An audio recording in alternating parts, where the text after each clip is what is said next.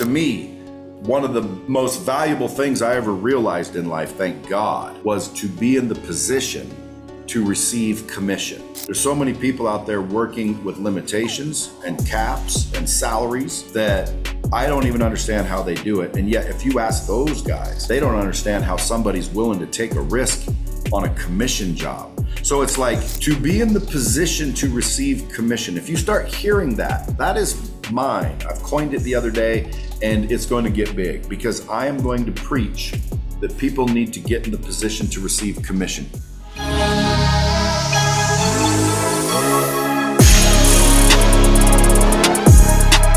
What up, it's Mr. X to the Z Exhibit. What's up, guys? It's Andy Frisella. This is your boy, Trout Munch. This is Ryan Serhant. This is Shingy. Hi, it's Patrick McNiven. This is Sonia Zarvatani. This is Director X. Hey, everybody, I'm Forbes Riley. Yo, this is Goldie. This is Amberly Lago. This is Chris Voss. Michael Francis here. Yo, this is Charlie Tuna. Hey, what's up? It's Billy G. And you're listening to The Run GpG podcast. I'm going to go hang out and listen to David's next podcast from The Run GpG. You might hear something you like. Peace.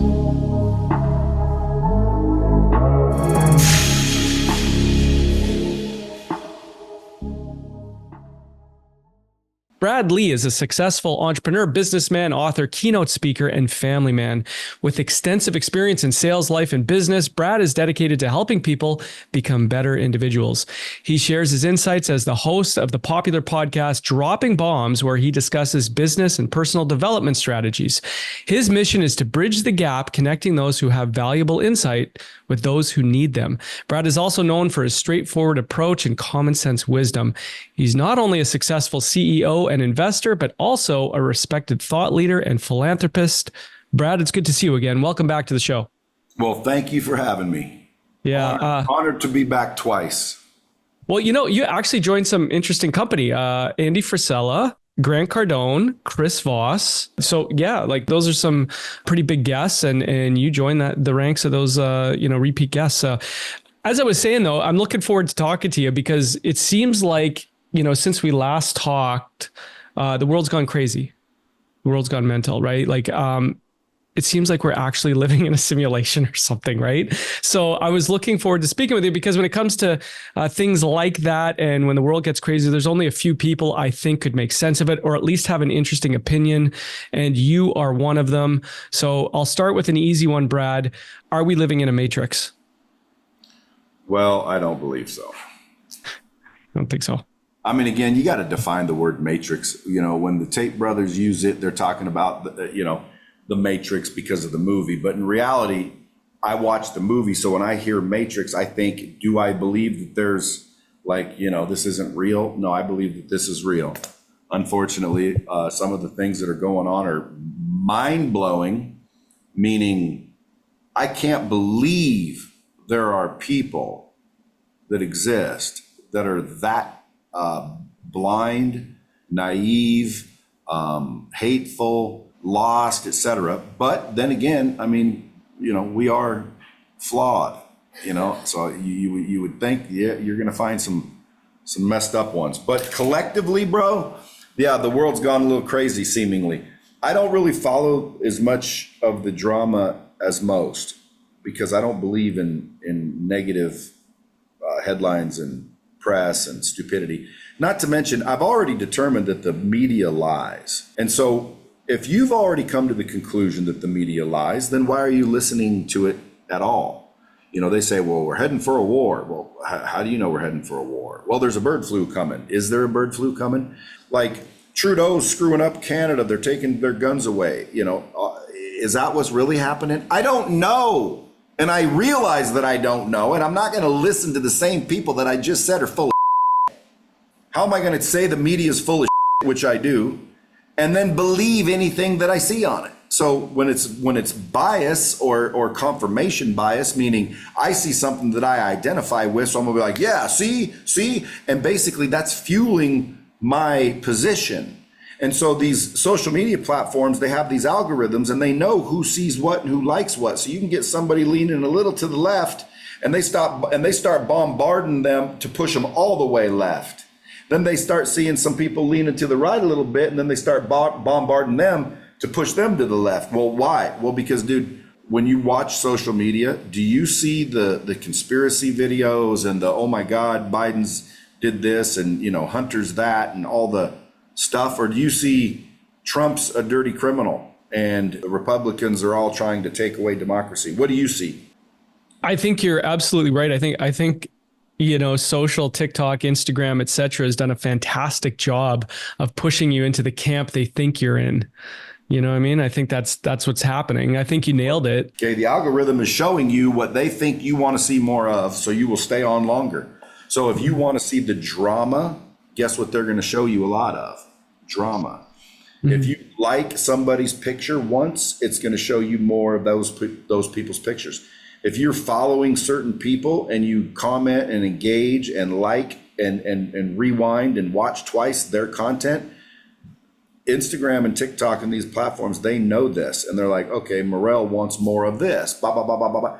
So if you ever want to see what somebody's truly like, just look at their social media. You know, if you go to the search feature and it's a page full of chicks in bikinis, the dude's watching chicks in bikinis all day. That's what he likes. If you see a page full of freaking puppy dogs, well, then whoever's page that is, you know, always watches those puppy dog videos. Yeah. So knowing this, number one, you can reverse hack that. But also knowing this, you have to realize who owns these platforms and what's their position. Mm-hmm. And then you start to realize, like Zuckerberg, obviously against Trump, right? So that's why you started to hear that, you know, this whole thing is leaning left and they're blocking things. Like right now, try to Google President Trump assassination and guess what you see? Nothing, because Google won't let you search it. Why not? Like, I don't see, this is what I mean. It's like, okay, if that's not true, because that's what the media say. If that's not true, well, then it's total bull. But what if it is true? And then Google, folks, doesn't like you. Oh, brother, I'd say you're in trouble when companies and people and the powers that be that are that powerful don't like you. Dude, you got to be one bad son of a to deal with that. Why? Google doesn't like you. You're screwed, bro. Yeah. You know? Yeah. No, Meta doesn't like you. Uh-oh. Yeah, it's all valid. It's all valid. I think TikTok especially does a great job of doing that, like really hacking your brain in a way. And not only that, I mean, you can really, you know, the way they've designed it's incredible because you start scrolling and, you know, 30 minutes goes by and it feels like you blinked, right? They do a good job of that. And, you know, speaking of like algorithms and what's in your For You page, et cetera, the Olympics is going on. I don't know if you've watched any of the Olympics. I don't watch any of it. But the opening ceremony, did you watch the opening ceremony? What are your thoughts on it? My thoughts are, again, who's running things? Like, who at the Olympics or on the Olympics committee thought it would be a good idea? And they said, apparently, they're just trying to be inclusive. Again, folks, to me, you got to think about this word, inclusive. We're trying to be inclusive. Well, first of all, to answer your question, Dave, I thought ridiculous and didn't think about it again. Why? Because, dude, again, I don't pay attention to the negative headlines and drama or things I can't control. It makes no sense. It makes no point to get all upset and ruin your day and ruin everybody else's day that's in your life because of some stupid headline about some stupid freaking event. You're calling the Olympics stupid? Yeah, I'm calling the Olympics stupid. Okay, I don't give a rat's ass about the Olympics or how they opened it. But when they go out of their way, like they did, to basically include people, at the same time they wanted to be inclusive, they excluded way more. So again, it's like, I think it was stupid on their part. But I also don't care because I'm not paying attention to stupidity. Mm-hmm. I think they went out of their way to offend people. Yeah. Like, you know, it was wild watching because I did watch it live and I thought, man, this is insane. Like, what are we watching here? You know, but what it did was it made me not want to watch the Olympics. So like you said, I don't know who's running things, but I found it a very odd opening ceremonies, but it's everywhere. And they're still talking about it. Apparently the Olympic Committee took down the footage now and took it down from YouTube because of the backlash, et cetera. But I found it offensive. I didn't like it.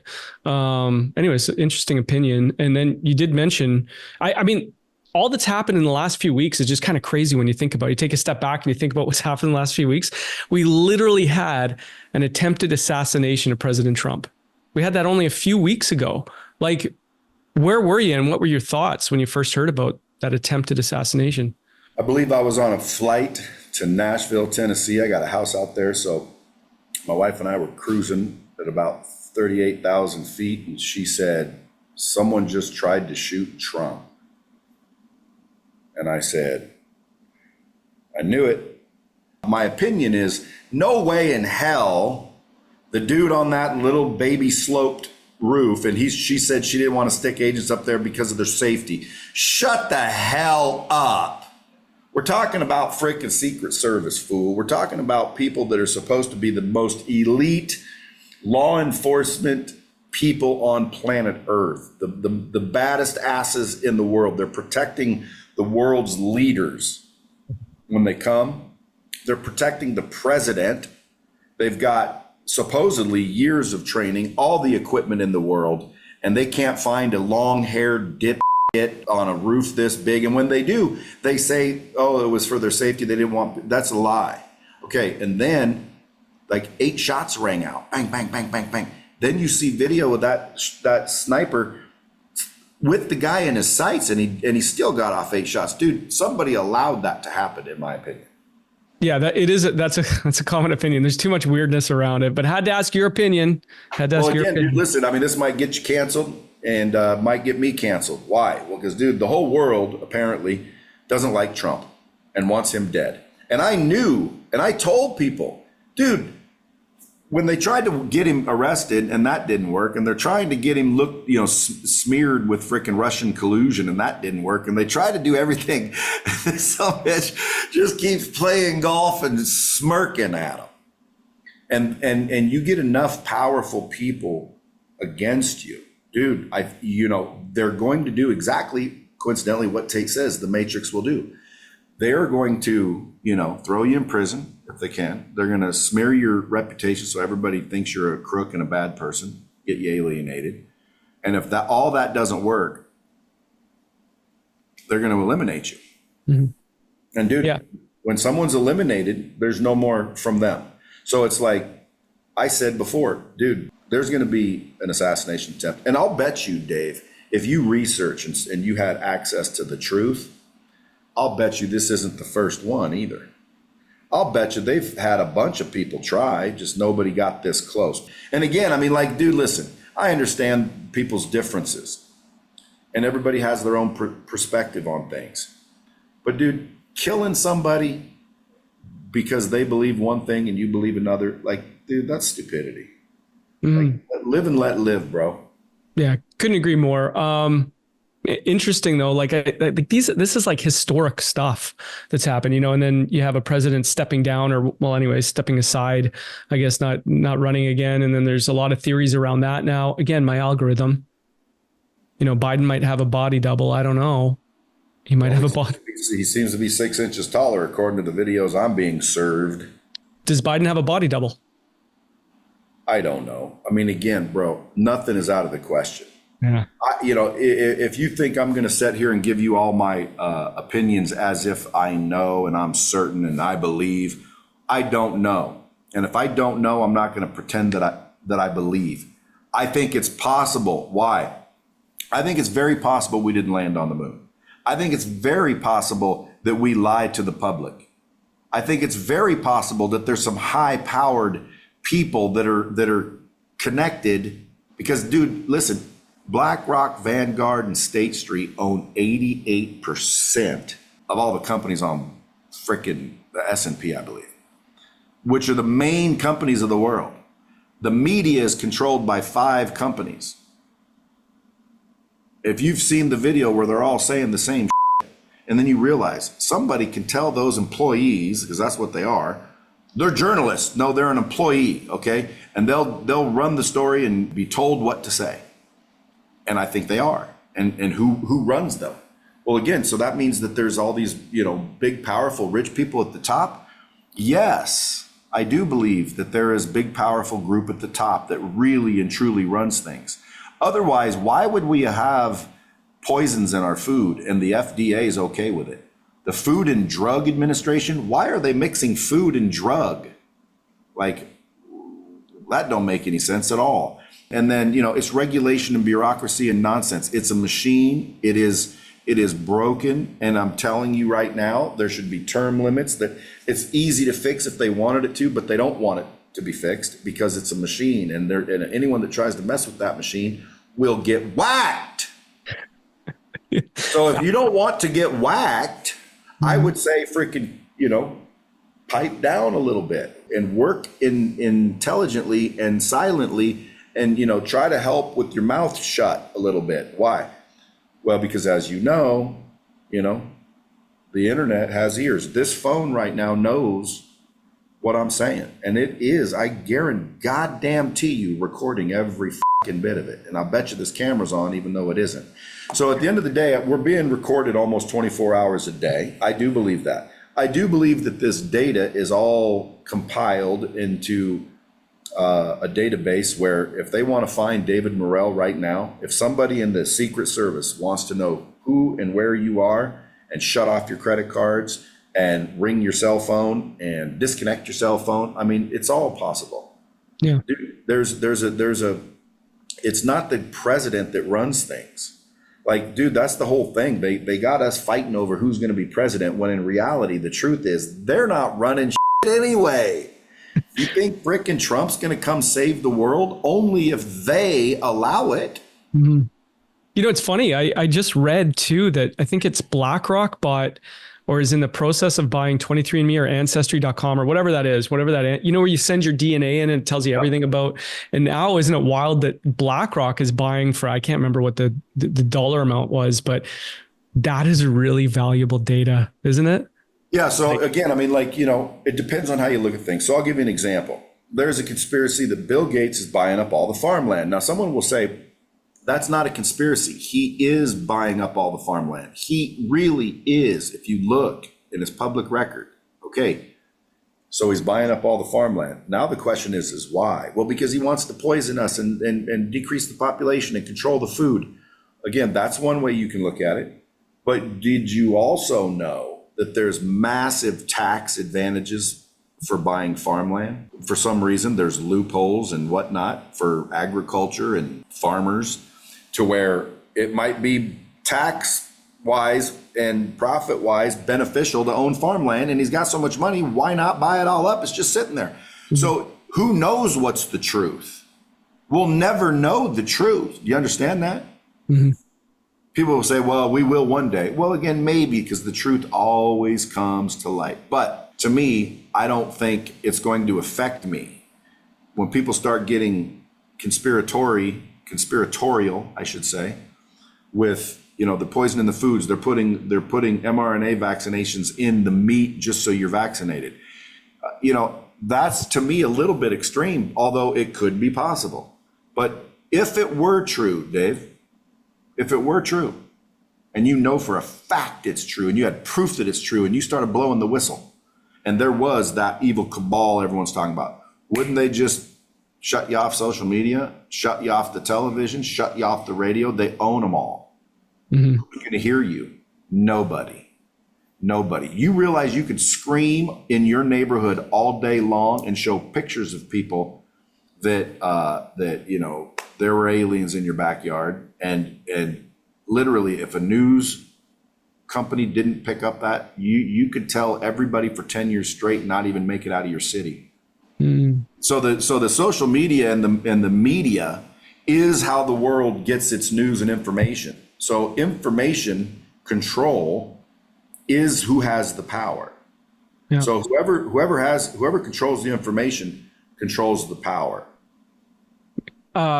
100%, couldn't agree more. And I do like your attitude about it, which is, control what you can. I find if you go down the rabbit hole too far, it ends up, draining your time and energy, of course. And also it's too much sometimes, right? You want to focus on the positive, obviously. So now you're talking my language, brother. Yeah, 100%. But you are a guy with opinions. That's why I wanted to ask about some current events, some big ones, historic current events. And of course, we talked about you running for president some years ago, right? It's a thing. If you could change one thing on your first day as president, what would that be? My first day as president, I would do away with the ability to lobby. There's no more of that. I would also make it completely against the rules for you to be in government longer than a 2 to 4 year period. You go do your voluntary bid, your civil duty, and then you go back. And by the way, any rules that you make while you're there, you're going to have to live by. Oh, try that. I'll bet you some rules would change real quick. I bet you some laws would change real quick if the laws of the people making the laws were the same as everybody else's laws. Mm-hmm. But you realize our laws are not the same for them. Mm-hmm. Well, the lobbying is interesting. I do like that because, whoever puts the most money in your pocket, that's the way you're going to vote, right? That's the way you're going to pass. Theoretically. Yeah, in theory, right? Because it means money in your pocket. Okay. Yeah, but I mean, like, I wouldn't, if I were president, someone came to me and I was totally against, for example, mandatory, jabs. You know how when the country's locked down, I mean, dude, must we forget what happened just a couple years ago? Mm-hmm. Must we forget? Look at Australia, bro. Look at Canada. Look at what happened over the flu. And if you think that was just a coincidence, guys, that was 1,000,000% a test. That was a test of you ever heard, hey, this is a test of the emergency broadcast system? This is only a test? Okay, that's what you should have heard with that whole thing. This is a test of the global control abilities. This is simply a test. But if they did that, then they wouldn't have been able to see what they saw. And what they saw is, there's a good number of people, the majority, which was surprising. It seemed, by the way, because you don't know, that's what the media inferred, that the majority of the world complied, refused to get the jab. Well, if that's true, again, dude, that was a test to see how much control they actually have. Yeah. A lot think that it wasn't that long ago, when you think about it. And by the way, the stupidity is what gets me, riled up. The stupidity. Like, for example, I remember you have to wear a mask to walk into this restaurant, but you can take it off once you sit there. And if you get up from there and go to the bathroom, you need to have your mask on. Mm-hmm. Okay, so I can walk in here. I mean, I can't walk in here without a mask, but once I'm in here and I've sat down, I can take my mask off. Yeah, but if I get back up and even switch chairs from here to there, I got to put my mask on to do it. Yeah, see, that's the stupid part. And I cannot believe how many people participated in the stupidity. Mm-hmm. Or the plexiglass. Remember the plexiglass? Like the virus won't go around the plexiglass, right? Well, listen, if I'm a business and the government said, hey, if you want to keep your license, you got a plexiglass, I'd put up plexiglass to stay in business. But when they told everybody, you cannot be open, you are shut down, period. We don't care if you're being destroyed. You will not move. There is a virus in this world that's going to kill everybody. The hospitals are packed. And by the way, when they started saying that the hospitals were packed, I drove down to some hospitals and the ones they showed on the news as being packed were not packed. And I'm like, dude, see, this is weird to me. So am I a conspiracy theorist? No, but damn, dude, the evidence and the shit that I'm looking at, unless of course it's fake too, kind of spells that some of this stuff is not conspiracy. It is actual and it is real, like Jeffrey Epstein, dude. You don't think? I mean, can you imagine who has decided the list is not important? We don't know. We're not going to release the list. Why not? Who decided that needs to be fired and removed? Whoever said this list can be, held private? That person's involved. That person's guilty. What's the purpose that we can't see that list? And by the way, what's on the list? Well, names of everybody that went to his island. Does that make him a bad guy if you went to the island?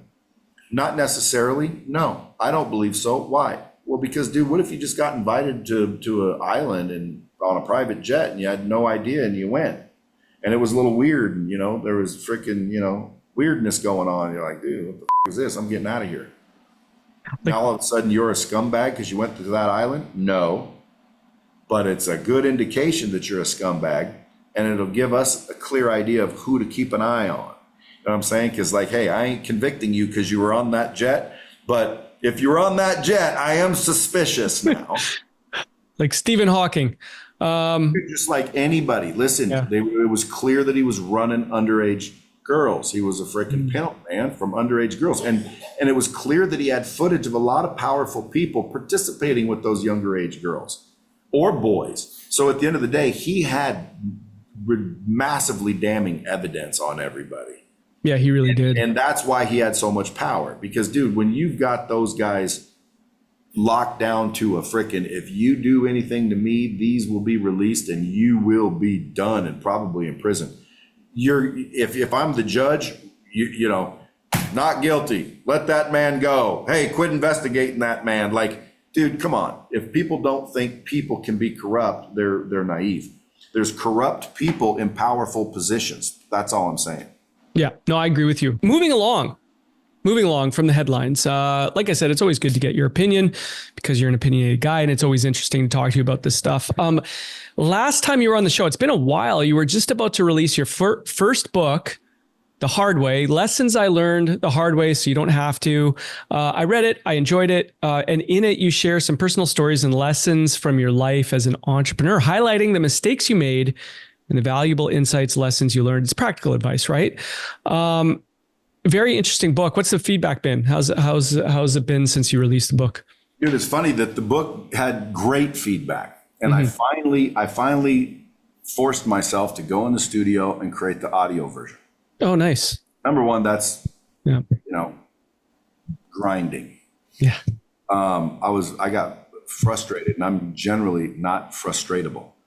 But as I was reading the book, I realized that this book was not properly written, and it was not properly edited. How do I know? Well, because I wrote every word of it, and I didn't write it well, in my opinion. Why? Well, because when I read the book, and I know what I was meaning to say, but I read the words, it didn't really sound right. And so I'm like, well, what I meant was blah, blah, blah, blah, blah. And it's like, okay, well, say it like that then. So as I went through the book, I'm like, guys, this book's not written well. And again, I'm not, putting anyone down. That's me that wrote it. And I didn't do a ghostwriter. And then it wasn't edited well, meaning there was a section that I remember deleting, right? And this paragraph and the rest of what it said is now this paragraph and this, and it doesn't match. And I'm reading it to do the audio, and I'm like, dude, this don't match. That's not right. That's not where someone didn't catch this. This is almost like an error. But what's crazy is everybody loves the book that read the book, and there's a lot of people that are like, dude, I've read it 15 times. Great freaking book. Everyone needs to know these lessons, and holy moly, dude, that book changed my life. And I'm like, well, again, technically it changed mine too, because learning all those things is why I'm where I'm at today. So at the end of the day, I could see that there's massive value in that book, but man, as a judge of myself, I need to do better, Dave. I need to do better. That's almost embarrassing. I almost wish I could snap my fingers, get it back, rewrite it, and re-release it. Sometimes we're always harder on ourselves. And plus, plus now it's been years since I wrote it, and I've evolved. Yeah, 100%. Yeah, I get it. I look back at some of the things I recorded or wrote years ago, and I'm mortified to think that those words were coming out of my mouth sometimes, right? It's true. But, speaking of lessons learned, and we're talking about entrepreneurship, what are some of the biggest or most common mistakes you see new entrepreneurs making? Believe it or not, man, they seem always just saying that. But the truth is, the biggest mistakes I see most entrepreneurs make is they fail to take enough action. Like, in other words, their activity levels are not high enough. They're doing what they think they need to do instead of doing everything they can do. We can all do more, but we don't. And I think the biggest mistake entrepreneurs make is underestimate how much action and activity it must be taken in order to achieve a level of success that they're hopefully trying to achieve. They'd be mind boggled if they just realized, if I just put this much more effort into it, it would be exponentially better. Yeah, I'd agree with that. Execution trumps all, like we say, right? So taking action is really important. Is there commonality you see among successful entrepreneurs? What's that say right there? Execution. Wow. That's what I was talking to my coaching group last night. I got a group called Real Coaching. And I just threw it together to just, hey, anybody want to talk every Wednesday? I'll jump on and, dissect your business, answer questions, teach you stuff, bring on people just to help. And ultimately, that was the word from last night, execution. And because, Dave, and I know, like, execution is what's lacking. The difference between a big company and a big idea is execution. That's the difference. Absolutely. I couldn't agree more. I talk to, salespeople about this all the time. Is like, you have to do something. You have to take action, right? Just sitting there, planning, strategizing, analysis paralysis, whatever you want to call it. So many people try and figure out ways to not work. But yes, execution trumps all.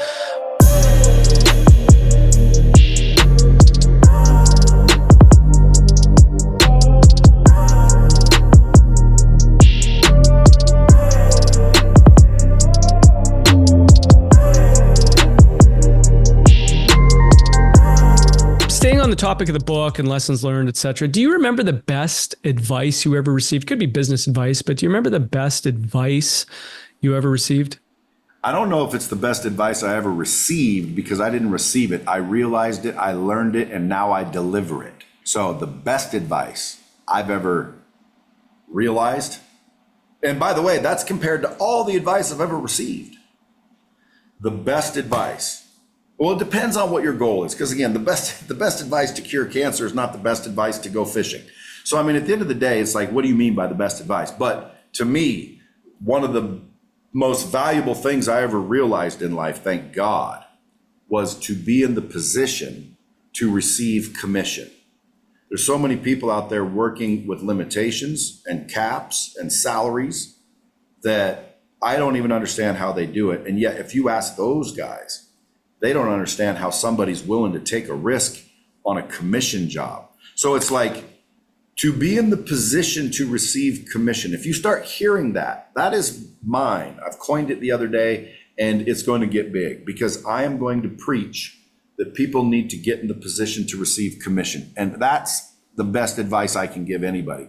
If you're not already in a position to receive commission, get there. Step one. You're not going anywhere without selling something to somebody. So you're going to need to receive a commission. Get in the position to receive commission. Nice. Be in a position to receive commission. Boom. I love it. I love it. Okay, moving along here. Habits are something you talk about a lot. I've talked to you about habits. I think it's safe to say that you most likely need to develop good habits and a good routine to be successful in anything, most likely, right? So what can you say about habits and consistency, and what does your daily routine look like? Well, I mean, believe it or not, you're going to form habits whether you want to or not. Everybody, we're habitual creatures. So you're going to have habits whether you want to or not. So once you realize that there's good habits and bad habits, which ones do you have? Which mixture do you have? And you want to be successful, I'm assuming. Well, then you have to come to the common sense awareness that, well, if we all have them and they're either good or bad, and if they're good, my life goes great, and if they're bad, my life goes terrible. I don't want any bad habits. Okay, great. Well, now start auditing your habits. So I would say habits are mandatory, because you're not going to live a life without them, right? More importantly, they're either good or bad. Good or bad, that's subjective, right? Is eating dark chocolate good or bad? Some people will tell you that's terrible. Some people will tell you it's better than chocolate, but at the end of the day, they're subjective, but they're still good and bad habits. So again, I like to simplify things. So sometimes when people are like, well, no shit. Well, listen, if it's such no shit, how come the majority of the people don't understand the simplest of things? Like, this isn't rocket science. Like, freaking habits are essential because you're a human being and you're habitual. You're going to have them. Okay, if I can't help not to have them, well, then I might as well have good ones. Okay, what are good ones? Well, that's subjective. Get some auditing done and be like, is getting up in the morning 3 hours late a good thing or a bad thing? Ask around, get some help, figure it out, but make a decision. Okay, that's a bad thing, I've decided. Boom, okay, so stop. Now, how do you best break a bad habit? By replacing that habit with a good one. Well, here's the 3 things, David. If any listener right now wants to change their life, here's the 3 things that they're going to need to focus on. And if only these 3 things they focus on, they will succeed in life. By the definition of real success, okay? Number 1, their mindset. You have to have a mindset of abundance, optimism, and you have to vibrate in a frequency up on the tone scale up here. Love, joy, happiness, gratitude, certainty, enthusiasm, excitement. Not down here. Fear, anger, worry, anxiety, depression, envy. Like, you don't want to be vibrating in that frequency, but yet there's a lot of people that are doing it and they're not even aware they're doing it. You got to get that frequency up here. Well, how do you get it up here? Well, again, I got some hacks. One of them is gratitude. Like, be freaking thankful. It shifts your perspective to where now they look different. Well, there's not enough money in the world. There's so much money you can't even get it all. Like, trust me, there's an abundance of money. So mindset is critically important. Now, the next one is skill sets. That depends what you want to do in life, but the skill sets that you possess are going to determine your level of success. What does that mean? Well, just like it sounds, the best people in the world at anything usually get paid the most. Yes or no? Yes. Okay, so you have to be the best at something. I can ask people, what are you really good at? And a lot of them don't have an answer. Well, why wouldn't you stop and realize that you need skills? I can name some, but you need skills and you need to be good at those to be successful, yet you're not doing what it takes to get good at something, which is repetition, practice, accountability. Now we're starting to fall into the habits, but let me back up to skills. What skills do you need to possess to be successful? Dude, the number is a lot. You could be an anesthesiologist. That's a skill. You could be a doctor. You could be a chiropractor. You could be a freaking athlete. You could be a freaking, all kind of positions in the world to determine what skills you would need. But my question would be, you're going to need to learn how to sell. No matter what you do and who you are, if you want to be successful in life, you're going to need to be persuasive and influential and be able to sell people on ideas or products or whatever. You're going to need to be able to market, okay? Market, get interested people in your party.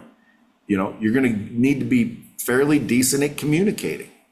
You got to be. So communicating, marketing, selling, mandatory skill sets. If you can look at those, I'm like, not very good in any of those, well, that might be an indication of why you're not getting paid all the money either. So skills, okay? Then the third one is habits. What are your habits? I can see by somebody's habits whether their life is good or not. I don't ask people, hey, how you doing? If I can look at their habits, I'll tell them how they're doing with 100% accuracy. Why? Well, because again, as you know, and everybody listening should know this, and if you don't, now you do, your habits, which is what you do regularly, will determine where you go. So I always say, the choices you make determine the roads you take. Okay, so if you're in a spot that you're not happy with, it's your habits that put you there. Your habit of sleeping in, your habit of drinking, your habit of not answering your phone, your habit of not shaking a hand and introducing yourself, your habit of staying home saying no instead of going out and saying yes, your habit of saying yes when you should say no. Like, whatever your habits are will directly cause you to live well or live poorly. So all you have to do with that understanding is, man, I just need to focus on my habits, like which ones are good and which ones are bad. Well, again, use your intuition. It's pretty obvious what's good and bad. And then you eliminate the bad ones and you replace them with good ones. Like, for example, let's say you're a smoker or a drinker. Drinking alcohol is not a good habit, okay? How do I know? Well, again, dude, because alcohol kills you. So at the end of the day, when you imbibe, you're harming your body. You're celebrating some win for yourself by destroying your cells. Again, people say, well, Brad, I've seen you drink. Yeah, I mean, I'll have a drink now and again. What for? Social celebration stupidity. But is it actually a smart thing to do? No, it's stupid. I'm drinking alcohol. It's poison. Might as well freaking, slice myself on the wrist to feel alive. Like, it's stupid. But at the end of the day, we do it. Now, those are our habits, Dave. And so if you can just say, okay, I don't want to keep drinking or smoking. So what's a good habit I can replace it with? Get in the habit of doing push-ups. I swear to God, you'll be better off in life if you just drop and do 50 push-ups a day. If you don't believe me, go do it for 30 days and tell me how you feel. You'll look better. You'll feel better. You'll be stronger. You will have improved. So why don't people do 50 push-ups a day? Why don't they form that habit? No, it's easier to form the bad habits that make us, forget the fact that we're average and forget the fact that we're not going anywhere in life. We drug ourselves with mediocrity. Yeah, I'd agree with that. That's those are deep and profound thoughts. Is there a philosophy you live by? Is there a philosophy? And I'll tell you what's interesting is this show, my show, has developed over the years, just like your show has, right? I cringe when I think about my first few episodes, looking back years ago, looking at how I dealt with guests or the questions I asked. And I used to always ask about legacy, what's your legacy and things like that. Now what I'm finding is there's a few things, truths that have come through in the show. And I'm sure you find the same when you're interviewing, very successful people that are happy with their life. They're winning, they're doing these things. You mentioned it. One is a daily gratitude practice or a feeling of thankfulness and gratitude, no matter what situation they're in. This is something that I know it sounds crazy, but it's only I've discovered it the last few years where I'm thinking about what am I grateful for? Am I living in the moment? Right. And I don't think enough people live in the moment. We're always looking down instead of sitting here and realizing like, you and I are sitting here having a kind of a high level conversation, and I'm really thankful for that. I'm trying to be purposeful and live in the moment. So I usually ask about philosophy you live by or defining a purpose. Have you thought about what your purpose is, right? Do you think about things like that, or do you think about legacy? Is it purpose or is it legacy? And is there a philosophy you live by? So that's something I'd want to know. Well, I believe every man's purpose is to provide and protect for women and children. So to me, like our purpose is like the purpose of a male, I believe, is to obviously reproduce and then protect and provide for women and children. Mm-hmm. And women have their purpose. So that covers both men and women. But to me, you're asking more of like my individual idea of what I want to accomplish in life. And quite frankly, I do want to accomplish certain things. Like one of them is being a billionaire. I want to be a billionaire because to me, when I was young, I used to think a millionaire was everything in the world. And I thought once you get to $1 million, man, you're living in the mansions and flying private and all these unbelievable things. And that's not $1 million. I realized once I became that, man, multiple millions of dollars is not that. So I want to be a billionaire to achieve the millionaire status, if that makes sense. And I've always said I was going to be, so I want to finish, and hopefully I don't die before that happens, which I'm pretty sure, God willing, I'm going to be alive for a while. I'm helping too many people, David, like literally, but that's my passion. That's where I was going. So dude, what I want to do is I want to show people the average person, man. I'm not trying to help you if you're already a millionaire, get to more millions, even though I could probably help you do that too. I want to help the people that haven't busted 100 G's.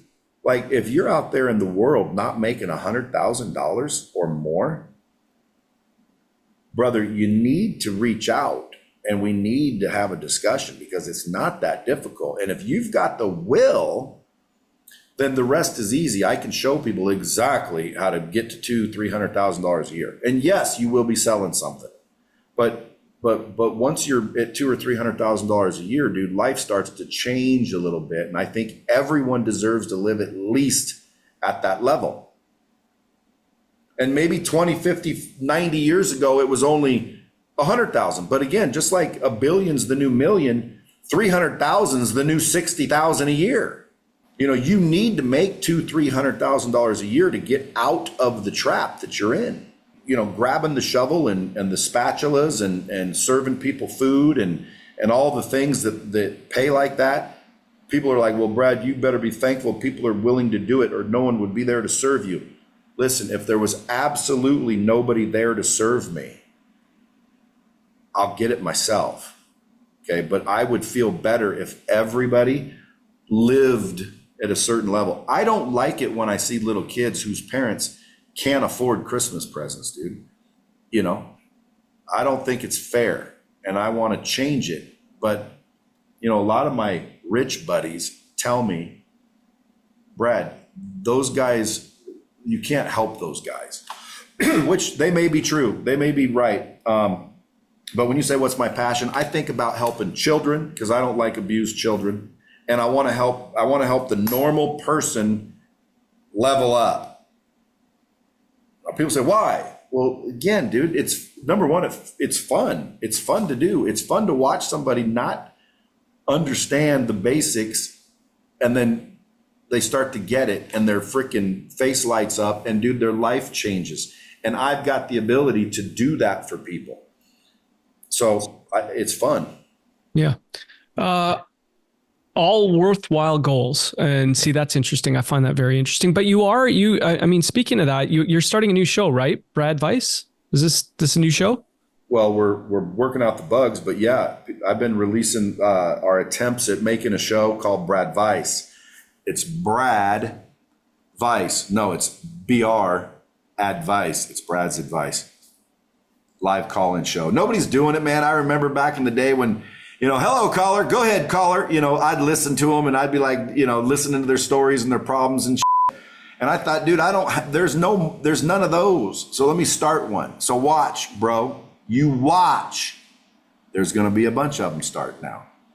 I love it. I remember we used to do those clubhouse rooms. It was fascinating, you know, to have people come up and ask questions and whatnot. And I thought it was fantastic because you always have a lot of advice, good advice to give. So that's what Brad Weiss is about. How many have you filmed? How many episodes have you done? Or, you know, what's the format?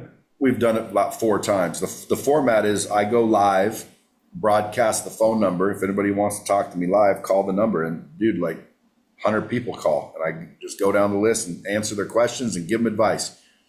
You know, and I shut them down pretty quick. I don't want to hear your story. I want to hear your advice, or I want to hear your question.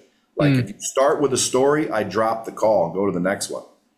Don't start with the story, Chief. Do not start with the story. What does that mean? Okay, go ahead, caller. You're on.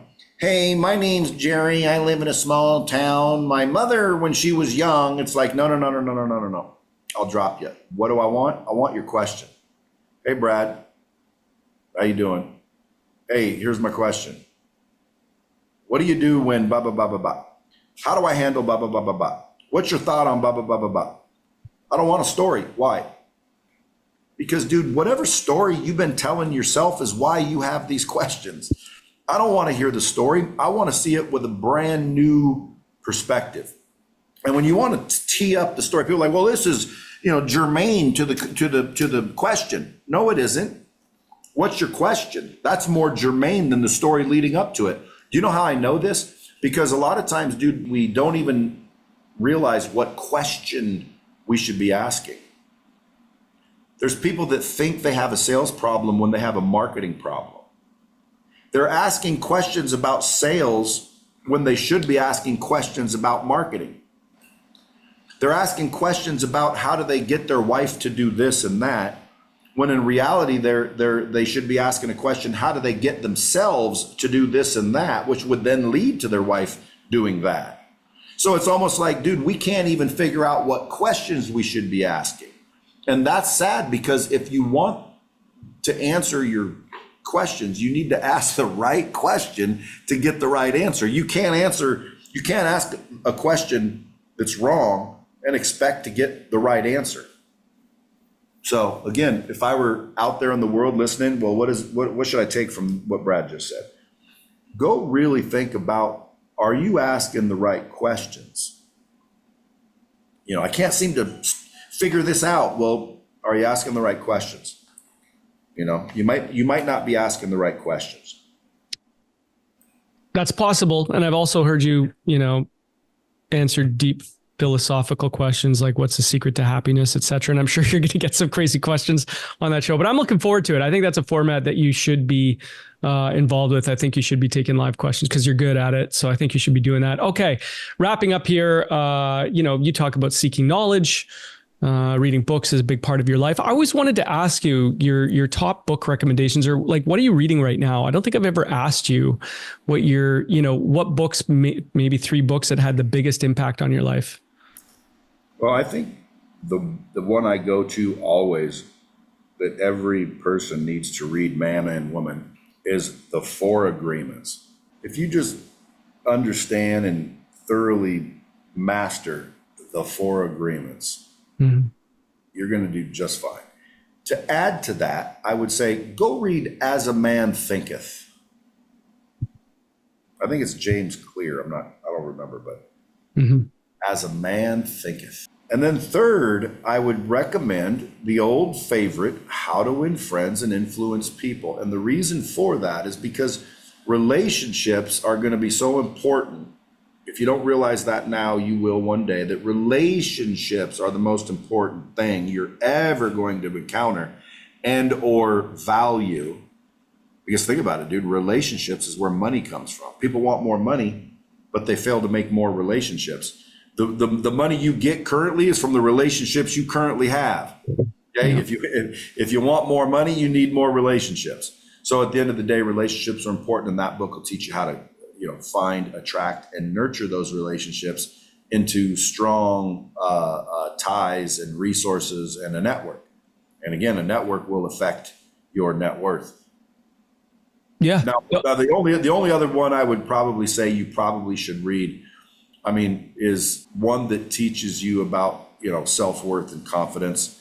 If you don't have any self-worth or value for yourself, you're going to have an issue getting where you want to go as well. A lot of people are insecure and they disguise that insecurity with arrogance and all of these other things. But if they ever took the time to go actually raise the value they have for themselves through doing the work, by the way, people say, well, how do they do that? Man, you got to do the work. The reason why you don't believe in yourself is because you're full of you haven't done the work. You're not up. You're not giving your best. You're not giving your all. These things. Why? Because you're you, bro. You're cheating yourself. And so at the end of the day, if you want to stop that, you literally just do the work, and all of a sudden you start to stand up taller and feel a little better about yourself, and your self-worth goes up. And when your self-worth goes up, your net worth goes up. So at the end of the day, a lot of people are like, man, how do I make more money? And they've been racking their brains for years. And it's like, wait a minute. You don't respect yourself enough to make any more money. You really don't have the belief subconsciously that you're worth more money. So you're never going to make more money, and you're going to struggle for years trying to figure out why you can't break through these barriers. And yeah, that's great advice. Because you're never going to outperform your own self-image. Mm-hmm. No, I think that's important. The 4 Agreements is fantastic. And As a Man Thinketh, it's a quick read, but it's so profound. I think that's the original, manuscript for manifestation without saying it, really. I thought that was, it was such a powerful book. Actually a book I just recently read. It's a long read, and I never thought a biography would have this much of an impact on me, but it's a Steve Jobs biography.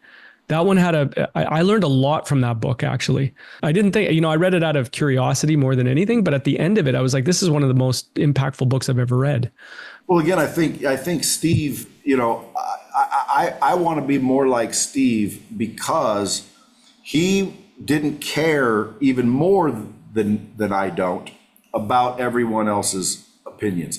I have too much empathy and care about people's feelings more than he did. I wish I could be that cut and dry, because I don't think he meant to do it. I just don't think he gave a shit whether he did it or not. He wanted what he wanted.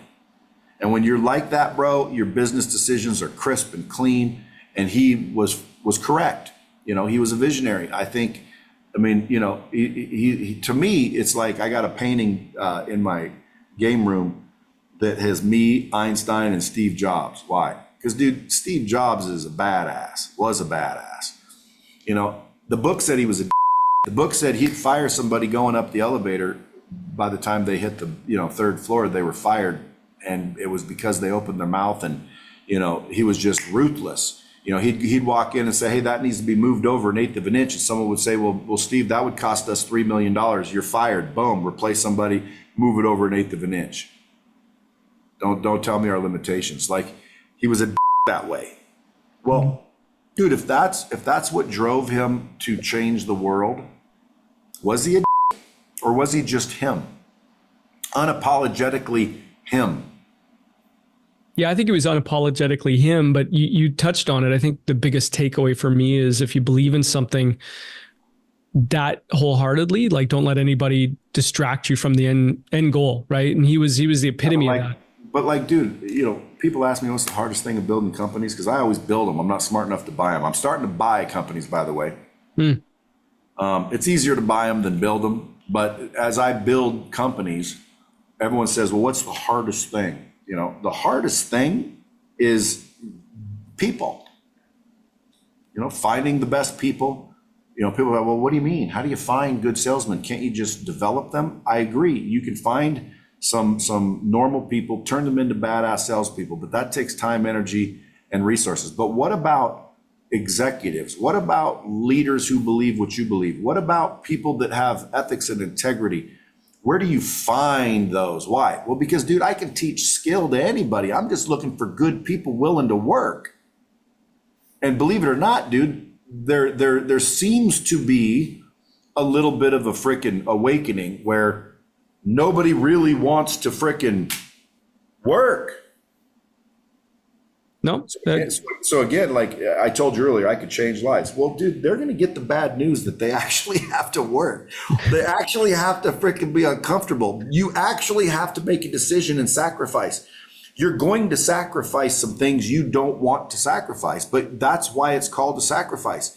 You give up the things that mean less to you ultimately, because I've got a saying, and by the way, if you heard this, it's mine, bro. I don't care if it's made the rounds and now somebody, that heard it doesn't believe I authored it. But if you don't sacrifice for what you want becomes the sacrifice.